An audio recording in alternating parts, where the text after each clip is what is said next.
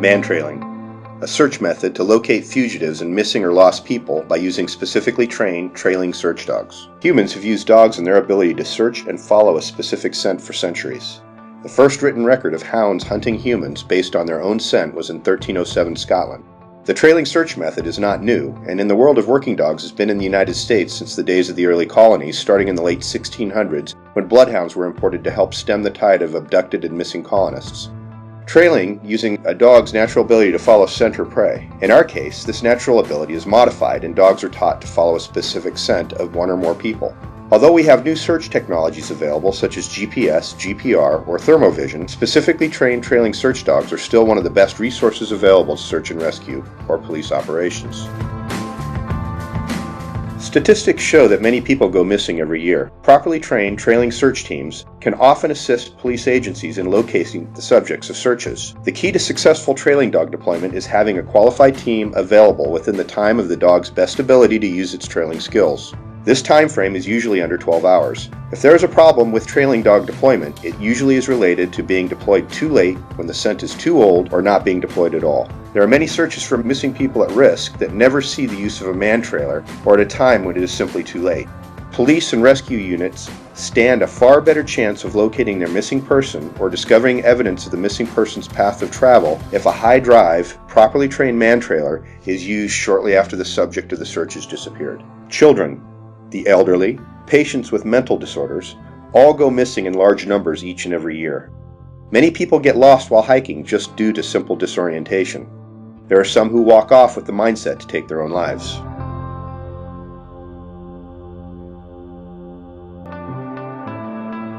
The use of properly trained police man trailers may be an effective tool in locating criminals and high-risk fugitives on the run.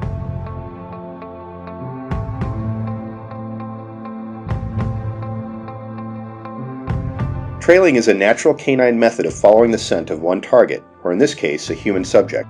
All dogs instinctively trail, however most do it out of the evolutionary requirement for food, to detect and locate pack members or mates, or detect danger.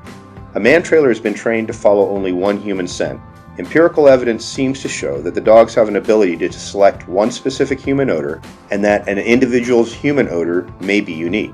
A properly trained trailing dog should be able to work in a wilderness or urban environment. Weather conditions and time are the major determining factors for a trailing dog's ability to follow this unique human scent.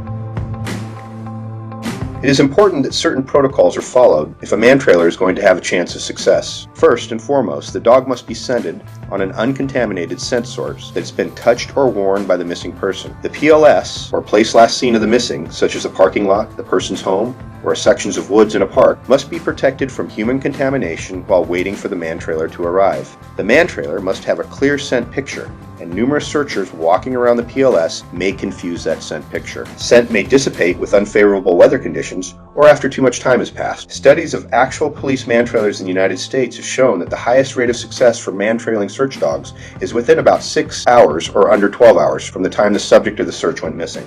Not all dogs can be man trailers. Only those dogs selectively bred for the job at hand should be used. The primary traits for the ability to search and find humans is high drive, fearlessness, and the ability to focus and retain only one odor over many miles and hours of work. This is a specialized ability, and not every dog is up to the task. As a matter of fact, man trailing is the most difficult form of all canine work. Written history from the Belgian Ardennes Mountains dated to the 7th century AD mentions blooded hounds, or dogs translated to the Czech language as St. Hubert dogs. The use of the sleuth hound was also mentioned in early writings in the year 1307 in the hunt for such men as Robert the Bruce and William Wallace in present-day Scotland. As gifts to the English monarchy, these excellent tracking dogs made it to England. And with the first English ships, they made it to North America, where their tracking trailing ability was used in searching for abducted or missing colonists and later escaped prisoners. Man trailing training is best started at the early age of 8 weeks and continued for the life of the dog. Adult dogs can also be trained for man trailing. However, they may have certain learned traits that can be distracting. Man trailers may also be cross-trained for other jobs such as the location of evidence and dead bodies.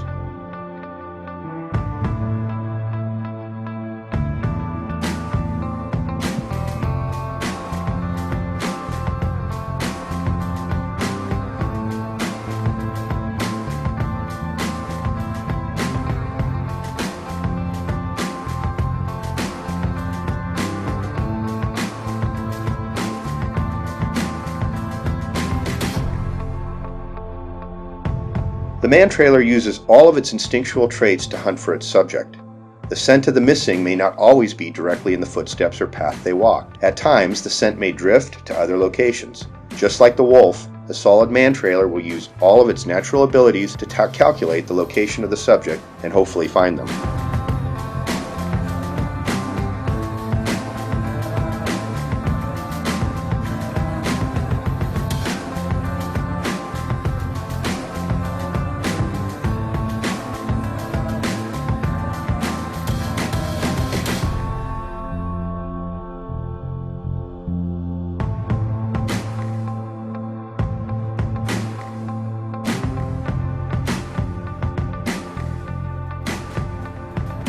It is important that the mantrailing team constantly challenge themselves with new training situations to make the dogs solid in all conditions, be those conditions weather or human related. No two missing person cases are ever the same, and it's crucial that the training techniques used to train the mantrailer are related to the cases of the missing.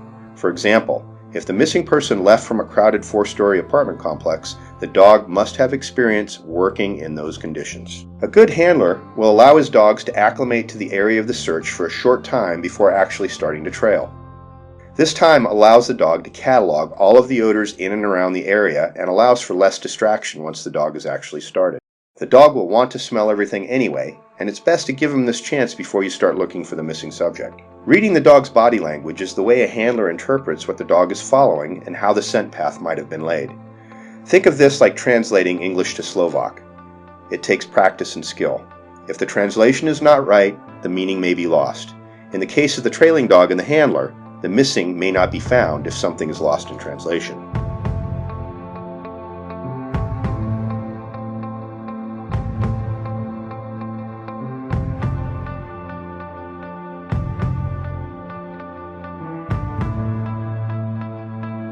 The equipment of the dog, such as the harness and trailing lead, are all part of the work ritual that signals to the dog that work is about to begin and it's time to concentrate.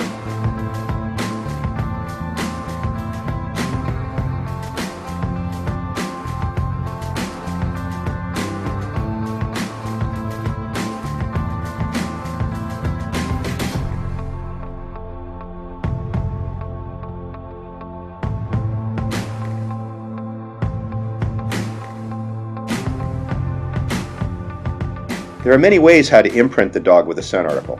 No matter how the handler presents this article, it's imperative for the dog to be certain that this is the scent he will be searching for and following.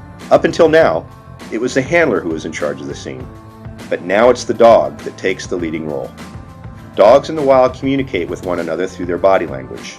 Similarly, here, the dog's body movements will tell the handler when the dog is on scent and when he's not. It's up to the handler to interpret his dog's body language correctly. Therefore, a dog handler must know his dog thoroughly. Every dog is different and will react to similar situations differently. Ideally, the handler makes himself as inconspicuous as possible as not to influence the dog's thinking.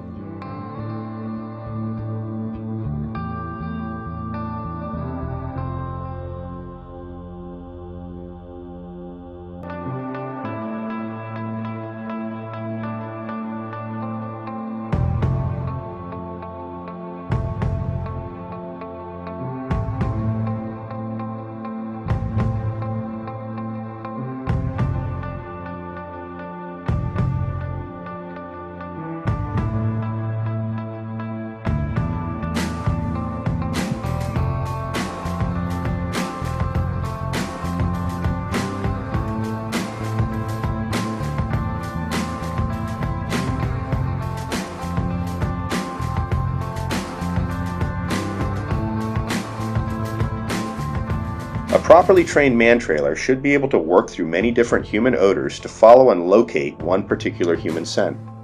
There must be a final alert associated with the discovery of the human subject that is clearly visible, especially when working criminal cases where the subject of the search may be unknown.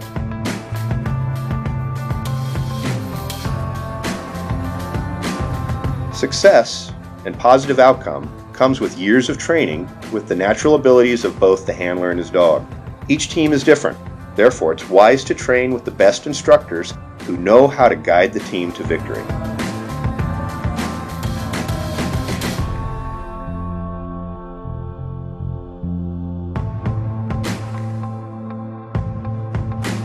It is a must to have a professional, such as a police officer, joining the mantrailing team on real deployment. Mantrailing teams are responsible for finding the suspect, but it's the officer who will take this person into custody and determine the safety requirements for the public in general.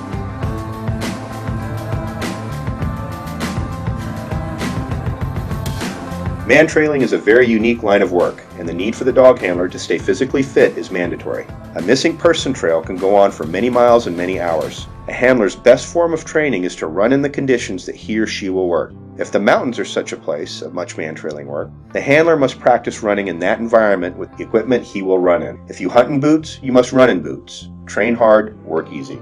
Every dog handler must have a first responder license from organizations such as the Red Cross. Deployed, a good team is technically self-reliant and able to take care of itself. The general method of the mantrailer training is one of building trailing drive out of positive reinforcement. In other words, the dog is rewarded with its favorite food or toy at the end of a good practice trail. However, there are some natural mantrailers that do not have an interest in reward from the handler, but rather the trail and the discovery of the prey is the reward itself. These are often the best manhunters of them all because their need to trail outweighs everything else. These dogs are natural and are very difficult to escape from.